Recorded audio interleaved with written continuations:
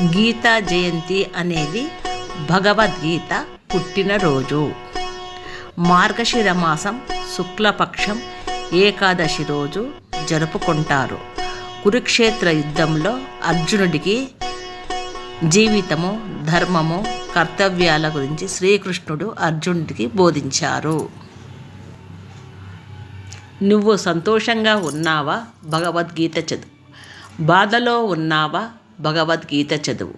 ఏమీ తోచని స్థితిలో ఉన్నావా? భగవద్గీత చదువు. ఏదో గెలిచినావా? భగవద్గీత చదువు.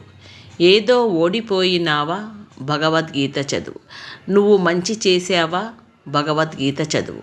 నువ్వు చెడు చేసావా? భగవద్గీత చదువు.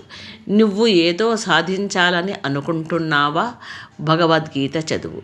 నువ్వు ఏదీ సాధించలేకపోయి ఉన్నావా? భగవద్గీత చదువు. నువ్వు చాలా ధనవంతుడివా? భగవద్గీత చదువు. నువ్వు చాలా బీదవాడివా? భగవద్గీత చదువు. నువ్వు సమాజాన్ని బ్రతికించాలని అనుకుంటున్నావా? భగవద్గీత చదువు. నీవు మోసపోయావా? భగవద్గీత చదువు. నువ్వు ఒంటరిగా ఉన్నా భగవద్గీత చదువు. నువ్వు చాలా విద్యావంతుడవు.